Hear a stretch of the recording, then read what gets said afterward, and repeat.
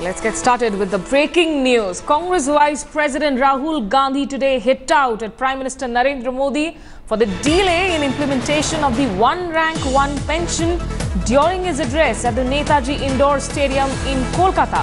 Rahul Gandhi said that before elections, Narendra Modi went to Haryana, Punjab and other states claiming that the OROP will be implemented as soon as he comes to power. However, even a year after, army men are still crying and threatening to protest on the issue. Let's first listen in to what Rahul Gandhi had to say in Mamata Banerjee's bastion of Bengal. चुनाव से पहले मोदी जी गए, हरियाणा गए, पंजाब गए, सब जगह गए, कहते हैं भैया हमारी सरकार आएगी तो वन रैंक वन पेंशन एकदम हो जाएगा। एक साल हो गया, आर्मी के जवान रो रहे हैं, कह रहे हैं भैया हम जाके आंदोलन करेंगे, हमें वन रैंक वन पेंशन कब मिलेगा आप बता दीजिए, हमें डेट बता दीजिए। मोदी जी कहते नहीं भैया हम योगा कर रहे हैं, बाद में पूछना।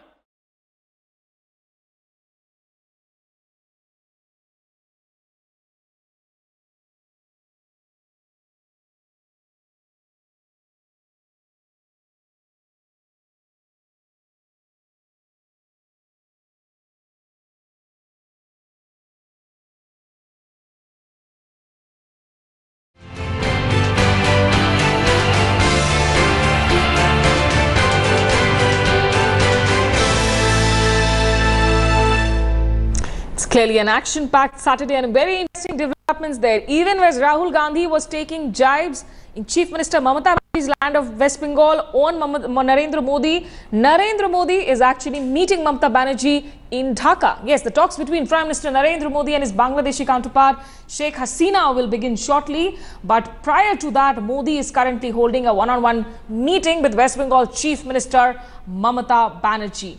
Also, of course, as far as those official talks with Sheikh Hasina are concerned, India Today has exclusive information. Sources say that Dhaka will insist on joint management of common rivers with New Delhi. Remember, India and Bangladesh share some 54 rivers, of which the Teesta water sharing issue is still an unresolved one, where Mamata Banerjee will be playing a very important role. Perhaps the reason why we see Narendra Modi holding that talk with Mamata Banerjee.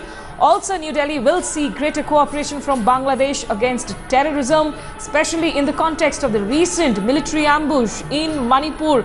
Bangladesh's role becomes all the more important in dealing with insurgents who are targeting Indian forces in northeastern states.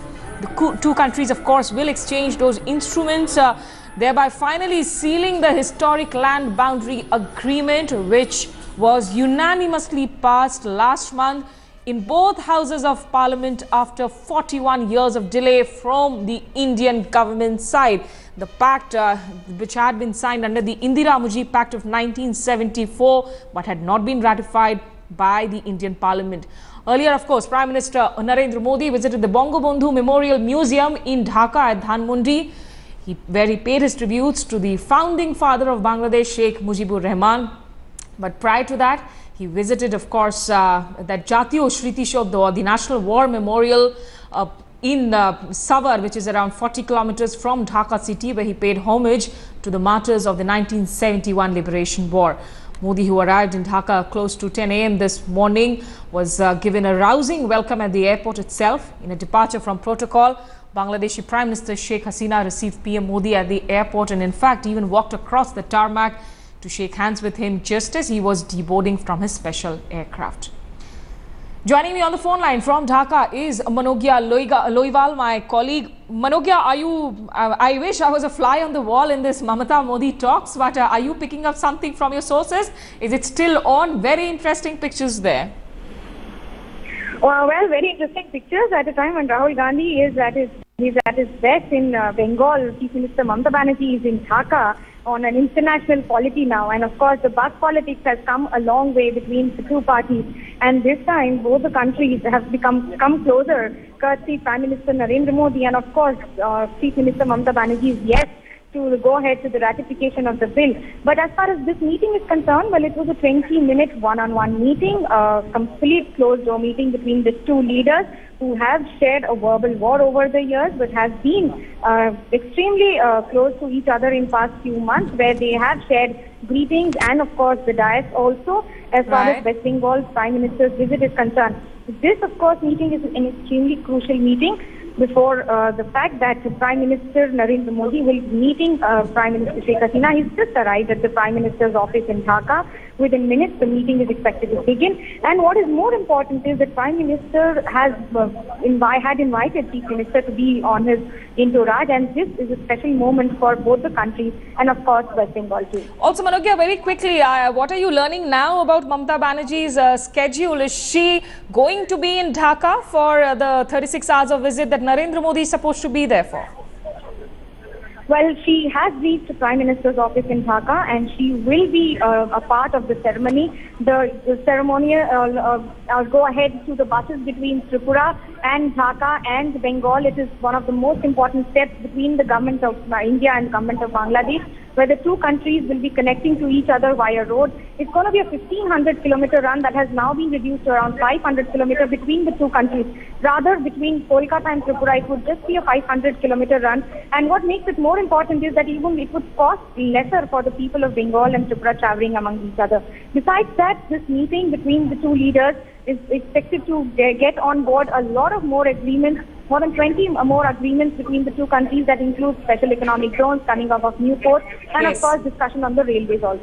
Well, Manogya, of course, keep tracking those developments. We'll also have to wait and watch and learn from sources later on if maybe that contentious issue of Teesta 2 was discussed or not, because remember, that is the next promise that India needs to deliver to Bangladesh, where Mamata's role becomes crucial. For the moment, Manogya Loiwal, many thanks for joining us straight from Dhaka. I also have with me in the studio Mr. Shilkant Sharma, former diplomat. So what is happening here? Such interesting pictures. Rahul Gandhi in Bengal, Mamata and Narendra Modi holding that talk on a foreign land before an important piece of foreign policy shaping up. Is there a first of its kind that you see? Yes, this is how it should be. We are neighbors.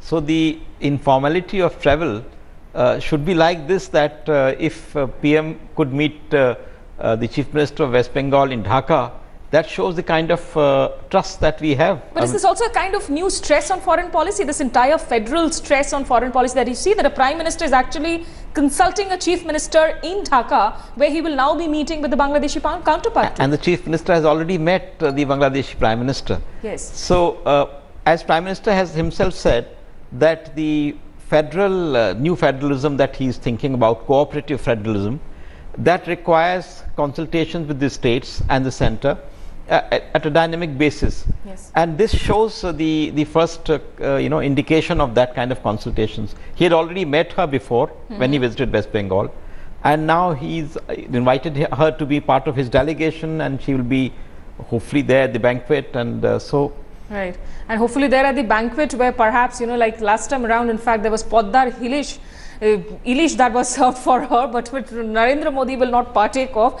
But so having said so, in terms of Mamata Banerjee's role really here to talk about, land boundary agreement is now done.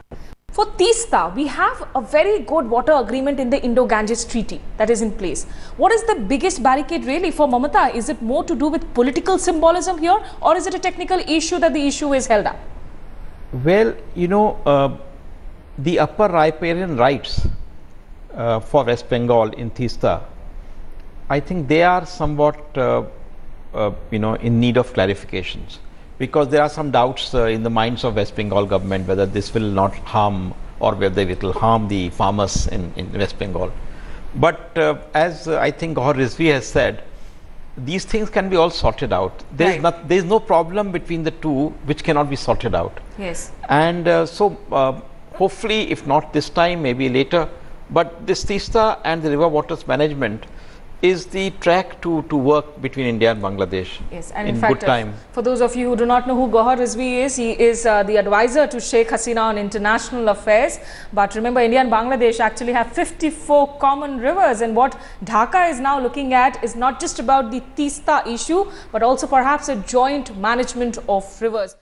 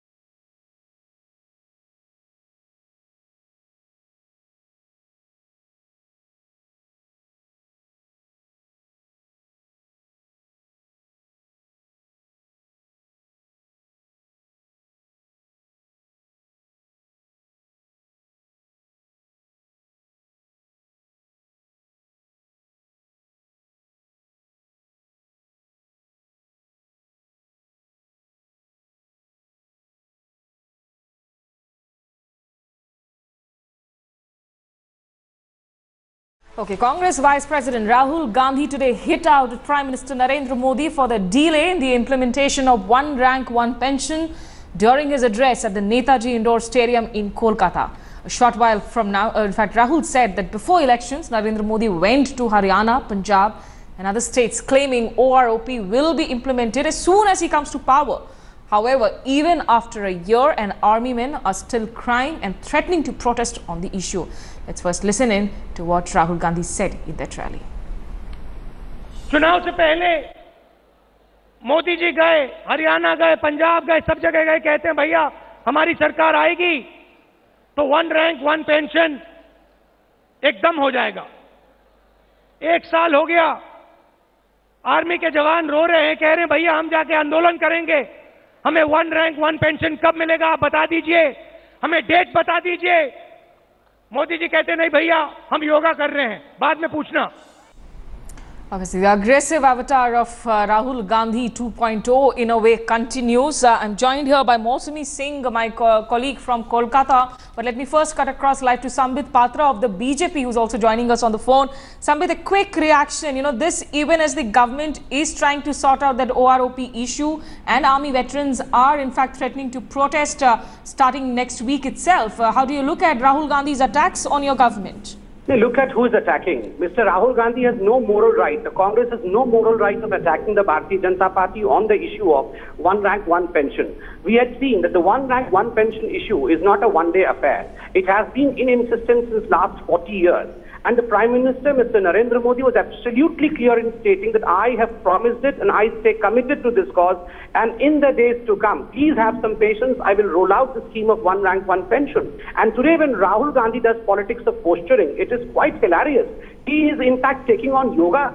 I mean, Mr. Rahul Gandhi probably would not understand what yoga means because for introspection, he has to go to a foreign land. Yoga is the call of India. Yoga is what has made India's name in the international sphere. Right. Sambit, so you saying this is posturing. Let me also get in a word from Mr. Akhilesh Pratap Singh of the Congress who joins. Akhilesh Pratap Singh, Sambit Patra here seems to suggest that Rahul Gandhi is unnecessarily attacking Narendra Modi on issues that he well understands are time-taking issues to resolve. देखिए माननीय नरेंद्र मोदी जी साल भर के उनके कार्यकाल में देश को जिस तरह से रसातल में पहुंचा दिया, कोई उपलब्धि नहीं है।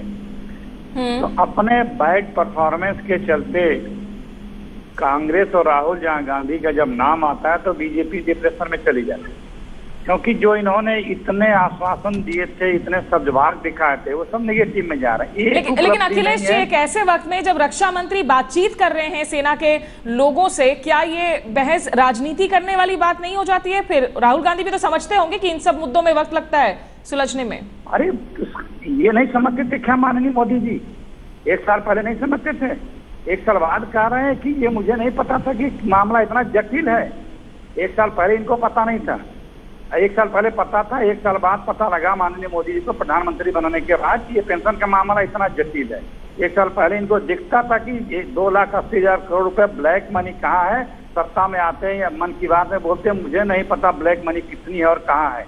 एक साल पहले इनको पता था कि आंख कैसे मिला के बात की जाती है, झंडे पाकिस्तान के नहीं दिखने चाहिए। अब इनको पता है कि पाकिस्तान के झंडे लहराए जा रहे हैं। Sir, hold on. Sambit Patra, can you please respond to that? You know, this is exactly the allegation against you, that while you were in the opposition, you wanted everything to be hurried up. You promised everything. You promised literally the moon to people that you were trying to, of course, impress. But now it suits you. It's more convenient for you to say that these are time-taking issues.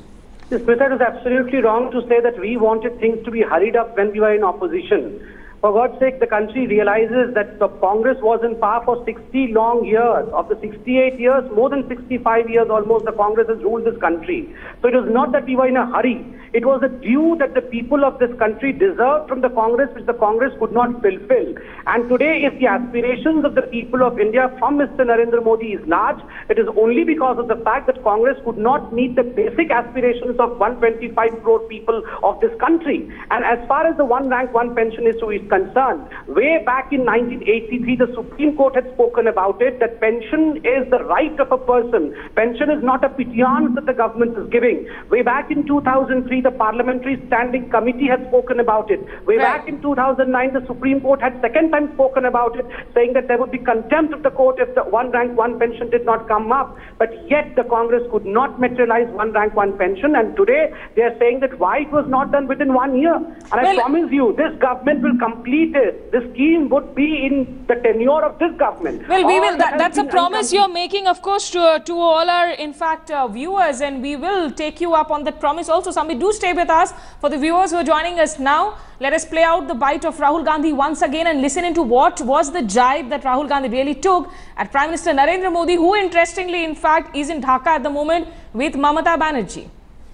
चुनाव से पहले मोदी जी गए, हरियाणा गए, पंजाब गए, सब जगह गए, कहते हैं भैया हमारी सरकार आएगी तो वन रैंक वन पेंशन एकदम हो जाएगा। 1 साल हो गया, आर्मी के जवान रो रहे हैं, कह रहे हैं भैया हम जाके आंदोलन करेंगे, हमें वन रैंक वन पेंशन कब मिलेगा आप बता दीजिए, हमें डेट बता दीजिए। मोदी जी कहते नहीं भैया हम योगा कर रहे हैं, बाद में पूछना। Okay, so Rahul Gandhi there, of course, with all that attack. Thank you, Mr. Sambit Patra and Akhilesh Pratap Singh, for having joined us with your perspective. Let's just hope that it's not about rolling the ball in each other's court, and what should be delivered needs to be delivered.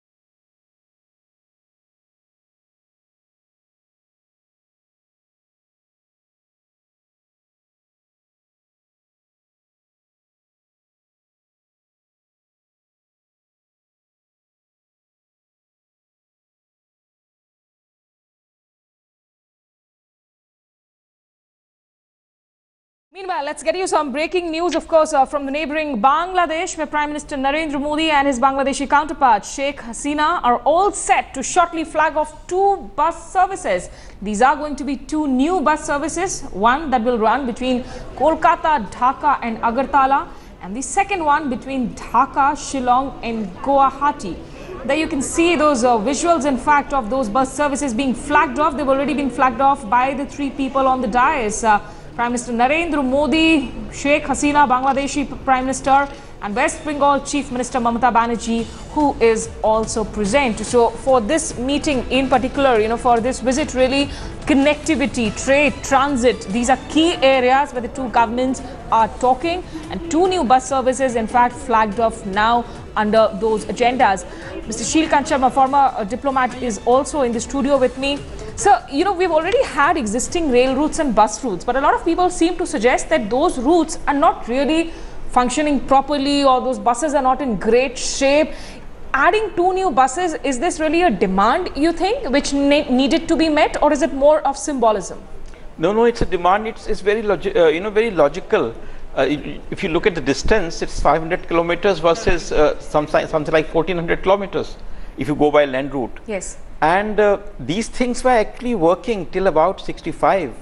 We had relationships around that whole area between Calcutta and East Pakistan at that time, and the northeast, and things were moving. Trade was moving. We know of Bangladeshi diplomats who used to come and study in Darjeeling schools. So a lot of the pre-65 routes actually might even be so the ones that they need to keep working on. We can reconnect them. Yes. But 50 years of disuse and lying dormant has created problems, because railway lines, for instance, in Europe, when the EU thought about getting Europe linked, right, they had to worry about marrying the gauges, because each country has a different gauge. We inherited the same gauge on both sides. So we have what we've inherited after the independence was much more common between our countries. It's just a question of Very interesting point that you make, that unlike of course when it comes to the other countries and their integration, perhaps this is something that comes very naturally between Delhi and Dhaka, to say so. We're slipping into a short break here, but we continue to track those developments in Bangladesh as well as all the political developments here in India as well. Stay tuned.